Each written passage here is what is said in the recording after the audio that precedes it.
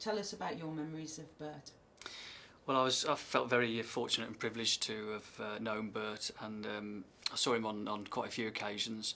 I first was invited by him to his house when I was a younger reporter on the Shropshire Star, and it was his 80th birthday, and I got chatting to him, and he asked me over to his house in Shifnal at the time, and gave me basically free run of the house. His wife Eve was very poorly at the time, and I think she was already in a home, and he was he had to, was dealing with the effects of Alzheimer's on her, and he apologised for his appearance because I don't think he'd had a shave that day, and he'd clearly been preoccupied with looking after her and all her needs. But said, go wherever you want. And at the time, he hadn't got his house. It was his previous house in Shifnal. It wasn't in everything wasn't on display or in a shrine. He had countless scrapbooks which were absolutely packed full of memorabilia of him in various making various saves for Wolves and England. There were programmes, team sheets, newspaper cuttings, menus from banquets. It was just like an Aladdin's cave of sort of 1950s and 40s and 50s football memorabilia, which it would have been held any genuine football fan spellbound for hours, I think. And I just felt so privileged in being there, and I think I only scratched the surface in terms of what I looked at. But I was immediately struck by what a gentleman he was. Just how personable and just a lovely man he was. He was interested in everyone.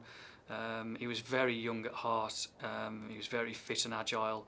I think he'd come in from working with some sort of power tools and had like grime under his fingernails. He's still a very physical, active man. And indeed, he was 80 at the time, and he went on in business actually until his late 80s before he handed them over to his sons. So he was extremely active long after his football career.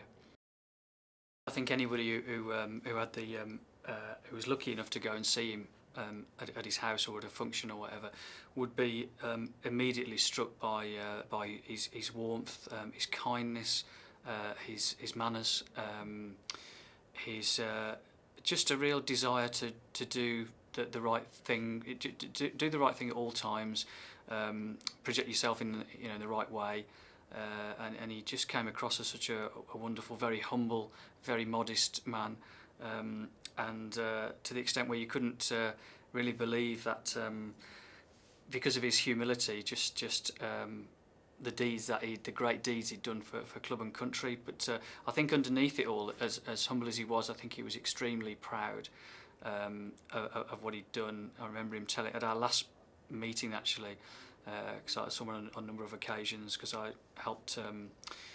I ran a marathon for the Alzheimer's Society to try to get him over the 150,000 mark, and which we did eventually, thanks to the help of Wolves and players and staff and people at the Express and Star. He showed me a picture right at the top corner of his at the end of his kind of hall, and it was of him leapfrogging Wolves players, and he was saying that Stan Cullis would line up about six footers in a row, all the biggest players, and he would, and they'd crouch down a little bit, but Bert would leapfrog one after the other, and I think I just remember how he was determined to walk along his hall, even though he was really struggling by that point, but he was determined to make that walk on his own. I do think he was a very proud man. He wouldn't have any help. He wanted to walk unaided. He wouldn't have a stick or a frame, or I think his family had bought them, but he wouldn't use them. But he always wanted to get along himself, and had a real kind of fierce sort of determination, I think. So yeah, he was just a wonderful man. And how do you compare him to the goalkeepers of today? Well, everybody says. I was far too young to have seen him play, but I've got relatives.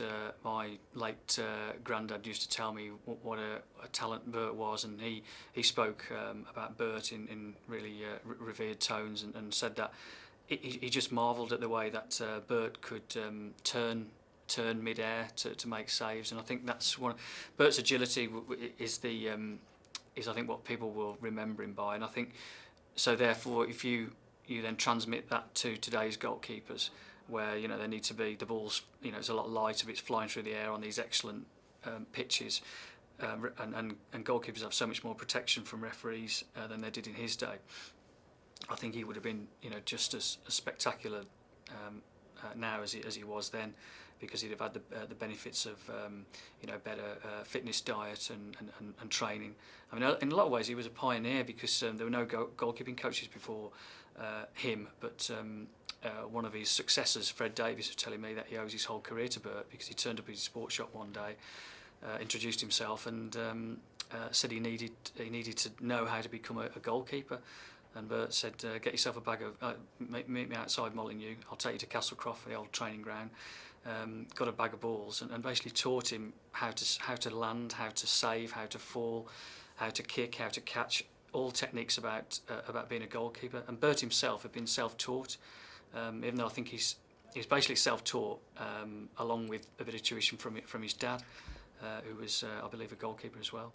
I think as much as his goalkeeping, I think to have spent time with Bert means that you would leave Bert's company wanting to be like him as a person. I think so his legacy would be his humility to others. He was he was such a gentleman.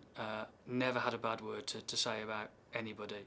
And despite the various sort of hardships in his life, he remained pleased with his lot, and so he should, after some fantastic deeds for club and country. Very much a family man, a determined man, but I guess above all else, just somebody who always did the right thing.